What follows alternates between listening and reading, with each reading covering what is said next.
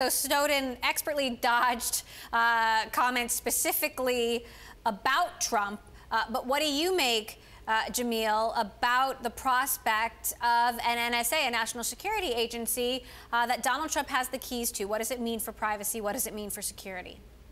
Well, look, I mean, I think that the NSA is an important institution in our government. There are lots of laws and processes around it. You know, the president is limited in his ability to do things when it comes to the intelligence community. But at the end of the day, you know, look, Donald Trump was a candidate for a while. Now he's the president. I think it's a very different role, a very different responsibility. And you saw a change in his tone and his approach, even in his speech right after he was elected. So, you know, I think it's hard to make assumptions at this point. But I think the thing to focus on is that, you know, the U.S. government has tremendous capabilities, and they've always been directed at the right thing, which is collecting intelligence to protect our nation. And that's where I think it'll remain aimed. And what about the U.S. relationship with Russia? I mean, do you see a friendlier relationship as a result of this? And what does that actually mean for American citizens? Well, you know, it's funny to hear all this concern about the friendly relationship with Russia. Of course, it was the Obama administration that sought a reset with Russia and to create a friendlier relationship. Look, Russia is an important nation in the world, and Russia's gotten away with a lot recently in the last 8 years. They've become more influential in the Middle East. They've flown active operations against ISIS in support of Assad. You've seen them get very involved in Eastern Europe in a very aggressive way. So we've got to figure out how to deal with Russia and really confront their activities. And whether that's through a friendly relationship, through a carrot on one hand and a stick on the other, we've got to figure out how to deal with Russia. And to be frank about it, the current administration has not done a good job and have allowed Russia to become more aggressive and more influential. The Russian presidential spokesperson said today that he expects there will still be disagreements between the United States and Russia. You can't simply make those disagreements go away. Take a listen to what he had to say. Russia has never interfered in domestic politics in the United States, despite what was said about Russia, despite what was said about Putin.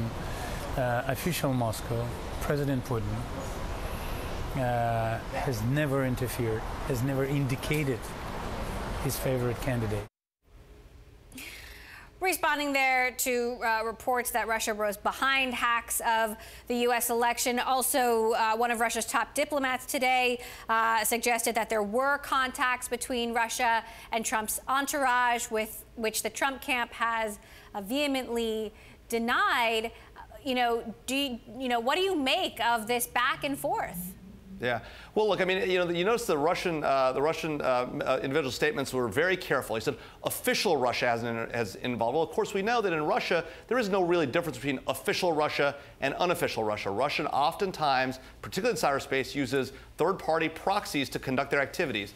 And if you look at the U.S. intelligence community's analysis, they are confident that the activities to disclose emails and the WikiLeaks leaks and the like were directed by Russia and by their senior-most leaders. So either you believe the Russian official, you believe the U.S. intelligence community, either way. Now, on this point of, you know, who their favorite candidate was and whether they're excited about Donald Trump being elected, I wouldn't put so much stock in that. And that's in part because the truth is, a country like Russia, and frankly any other country, what they're really looking for is sort of stability and leadership. And they're looking for a leader they can predict the actions of. And to be honest, Donald Trump has been fairly unpredictable, for good and for bad, in this election cycle. And so I doubt that Russia was really hugely supporting Donald Trump because he's more unpredictable, I think, than a Hillary Clinton or even a Barack Obama. Interesting. We spoke to a security expert yesterday who suggested that now that the U.S., or at least some people behind the scenes, have determined that they believe that Russia was behind these hacks of the U.S. election, that there could be retaliation from the U.S. against Russia. Do you see the U.S. hacking Russia now as a result of what happened over the last several months? Look, I think there is no doubt there has to be a response, right? And the question is, does that response have to take place in cyberspace, or could it take place through some other methodology? And does it have to be overt, or could it be covert? I think that there will be a response. I think there has to be a response because this type of behavior, whether it's Russia trying to get involved in U.S. elections or China building islands in the South China Sea or ISIS being increasingly aggressive in the Middle East, we have to respond to those things. And we've seen what 8 years of a no robust response has done. It's allowed these actors to get away with more. And I think you'll see, and you would have seen whether it was a Clinton or a Trump administration, you'll see a more aggressive response. And there has to be one. And it's important that we have one, whether it's overt or covert and whether it uses cyber or not.